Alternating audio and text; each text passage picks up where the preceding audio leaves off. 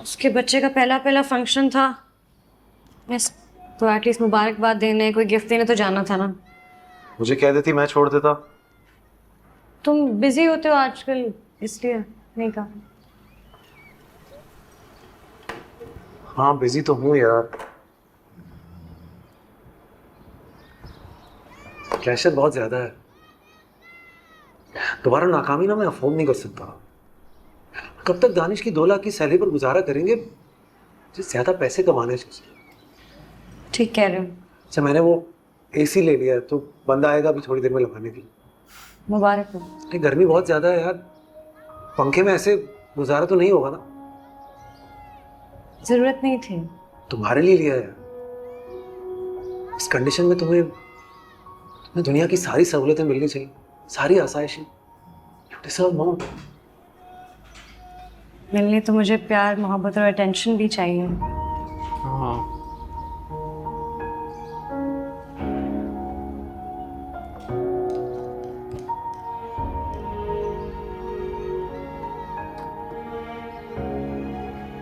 Thank you.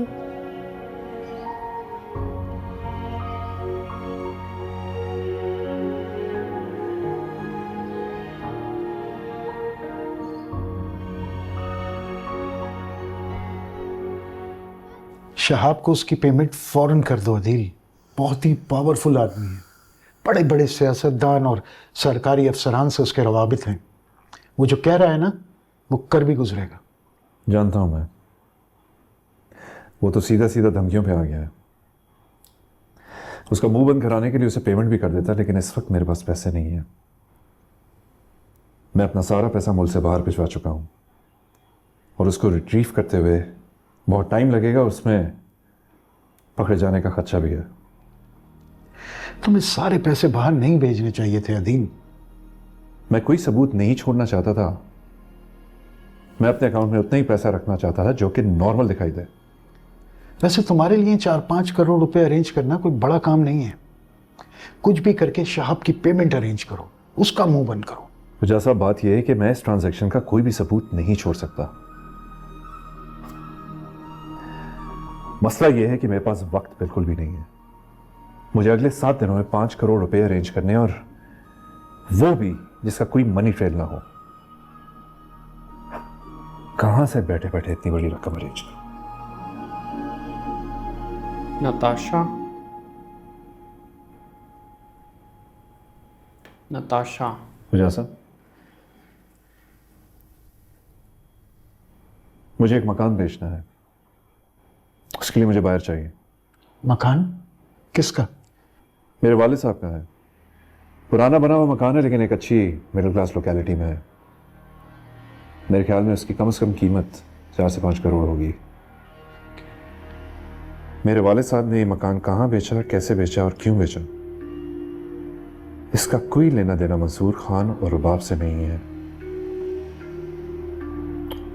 और इस transaction का कोई सबूत भी नहीं रहेगा। आप फौरन मेरे लिए बाहर दोगे। ठीक है दिल, मैं देखता हूँ। कुछ प्रॉपर्टी डीलर्स हैं मेरे राब्ते में, मैं पता करता हूँ। अच्छा ये बताओ, चाय पियोगे? ठंडा?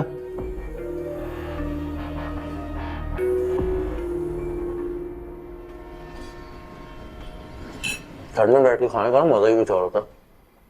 जब एसी लग गया बाहर गर्मी में बैठ के खाने का क्या तुक है। अब तुम ये मत कहना कि बेड पे खाना नहीं खाना चाहिए। ऐसे सुकून आता अच्छे से। मैं पहले भी सुकून से ही खाना खाती थी। अरे यार। हाँ दानिश, नहीं बिजी नहीं बोला। तुमने चेक किया? अच्छा एक बार फिर से सारे उसको रीबूट करो, चेक करो कि क्या कह रहा है। हाँ हाँ लगेगा ना, सब ठीक हो जाएगा। नहीं मैं बिजी नहीं था, मैं बताता हूँ तुमको। ये बुरा लगा शर्जीना को, ये हर्ट हुआ भाई।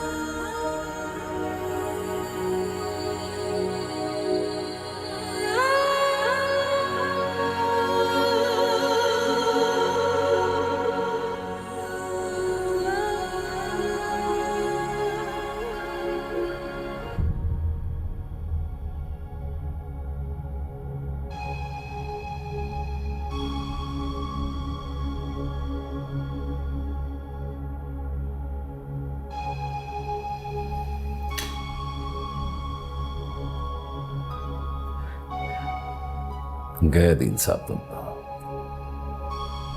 कॉपी।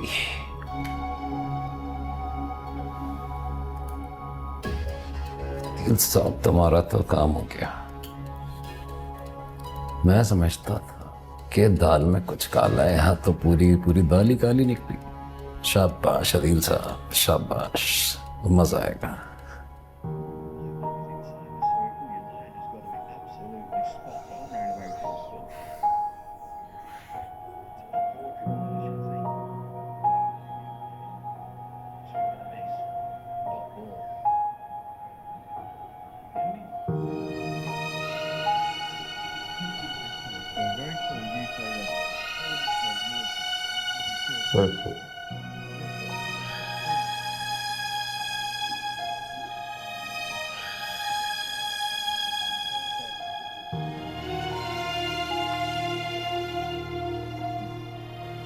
तो ये रेडी होके बैठे हुए थे, इन्होंने जाना था ना 7 बजे बाहर। वालेकुम अस्सलाम। कैसे हो मेरे बेटे, इतने दिनों बाद शक्ल दिखाई। वालेकुम सलाम। आराम से बैठे प्लीज, बैठे। बैठो। Thank you. कितने अच्छे लग रहे हो माशाल्लाह है। देखिए। आप दोनों के लिए एक बहुत बड़ी खुशखबरी लेकर आए। खुशखबरी? कैसी खुशखबरी? मैंने आप लोगों के लिए क्लिफ्टन में एक बहुत अच्छा फ्लैट खरीदा है, और सबसे अच्छी बात वो मेरे घर के बिल्कुल करीब है। अब मैं आराम से आप लोगों को मिला करूंगा। ये जगह मुझे बहुत दूर पड़ती है ना, इसलिए। इसकी जरूरत नहीं है, हम यहाँ सुकून से। अब्बा, मैं इस घर की डील कर चुका हूं। मैंने पूरी मार्केट चेक की, लेकिन कोई मुझे 4-4.5 करोड़ से ज़्यादा नहीं दे रहा था। मैंने अपने कॉन्टैक्ट्स के थ्रू 5 करोड़ में डील की, और वो भी अपफ्रंट पेमेंट के साथ। लेकिन मैंने अपना घर बेचने के लिए कब कहा? किससे इजाज़त दी तुम्हें? मेरा ये घर मेरी वाहिद पूंजी है, और मैं इस घर को छोड़ नहीं सकता।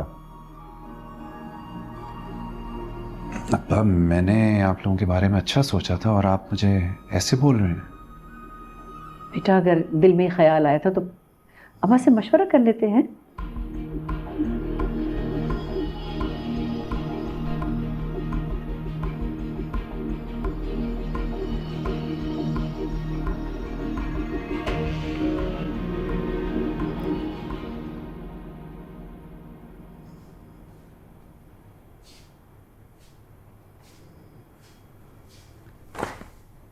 सबूत। What is this? तुम्हारे शौहर के कारनामे, देखो इन्हें गौर से। क्या मतलब? किकबैक्स ले रहा है मलिक इंडस्ट्रीज से। हमारी इंपोर्ट्स डिले करा के फायदा उठा रहा है उनसे। हमारी कंपनी के सीक्रेट्स और इंफॉर्मेशन उनको दे के पैसा बटोर रहा है। और कोई ऐसे थर्ड क्लास आदमी पर भरोसा? No, that's not possible. आपको कोई गलत फहमी हुई है, ऐसा नहीं हो सकता। ये बैंक स्टेटमेंट्स झूठ बोल रही हैं क्या? उसकी ईमेल गौर से देखो। उसके अंदर जो ई स्टेटमेंट है, पिछले 6 महीने में करोड़ों रुपए ट्रांसफर किए उसने दुबई अकाउंट में। उसकी मां के नाम पे अकाउंट है, गालिबन खुद ही ऑपरेट कर रहा है, और वहां से ब्राजील ये पैसे मुंतकिल हो रहे हैं एक प्राइवेट अकाउंट में। बहुत भरोसा था ना तुम्हें उस पर। हमारी पीठ पे छुरा घोंपा है उसने। मुझे बासित बार बार अलर्ट कर रहा था। मैं भी फिक्रमंद था कि हमारा बिजनेस क्यों नीचे जा रहा है, हमारे क्लाइंट्स का और डिस्ट्रीब्यूटर्स का भरोसा हमसे क्यों उठ रहा है, और सारे ऑर्डर्स मलिक इंडस्ट्रीज के पास जा रहे हैं।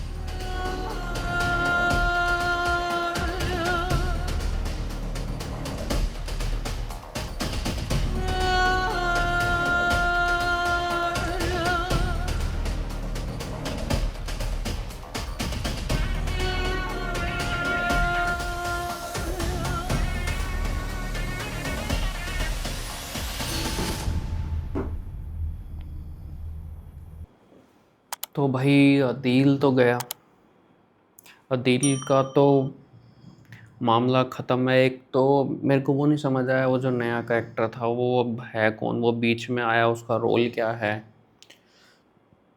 उसको 4 से 5 करोड़ उसने देने हैं अदील ने, कहते हैं जब बंदा फंसता है ना तो फिर चारों तरफ से फंसता है। फिर जो ओवर कॉन्फिडेंट बंदा हो के चलता है वो फंसता ज़रूर है एक ना एक दिन। भाई यही अदील के साथ हुआ। उधर घर बेच दिया, वो लोग बेघर हो गए, ठीक है। उधर उसको पैसे देने हैं। तीसरा, रुबाब को मतलब उस लड़की के साथ था, वही उसकी कमज़ोरी थी, उसी का उस लड़की ने फ़ायदा उठा लिया। सारा डाटा कॉपी करके सारा का सारा इनको दे दिया, रुबाब के फादर को। तो अब रुबाब और ये अब ये बैंक स्टेटमेंट देख रहे हैं। अब इनको पूरा पूरा डाउट हो गया है। देखते हैं अब अदील का क्या होता है। बाकी अब मुझे लग रहा है अदील जा चुका है भाई। गलत काम का गलत ही नतीजा होता है और ये नतीजा इसको अदील को भुगतना पड़ेगा। और अदील के साथ साथ अदील के माँ बाप को भी भुगतना पड़ेगा। खाली एक अदील ही नहीं भुगतेगा इस चीज़ को, अदील के पेरेंट्स भी भुगतेंगे इसको। मुस्तफ़ा ने सही किया, सही टाइम पे साइड हो गया मुस्तफ़ा, वरना आज मुस्तफ़ा भी रोड पे आ जाता। बाकी मुस्तफ़ा की किस्मत चमकी है भाई, ये कह सकते हैं, या आने वाले के नसीब अच्छे हैं जो भी आ रहा है। बाकी मेरे को शर्जीना की एक बात मेरे को काफ़ी अच्छी लगी, जो शर्जीना ने कहा कि भाई मुस्तफ़ा ने जैसा कहा कि भाई मैंने एसी लिया है तुम्हारे लिए, तो मुस्तफ़ा उसने शर्जीना ने ये कहा कि भाई मुझे अटेंशन, वक्त और प्यार की भी ज़रूरत है। काम में मुस्तफ़ा बाकी सारी चीज़ें भूल गया है, लेकिन मैं कहूँगा कि भाई काम भी ज़रूरी है। अगर इस टाइम पे मुस्तफ़ा ने स्ट्रगल नहीं किया, आगे लाइफ डिफ़िकल्ट हो जाएगी। सारी लाइफ स्ट्रगल करने से अच्छा इस टाइम स्ट्रगल कर लिए थोड़ा सा जो टाइम पीरियड है।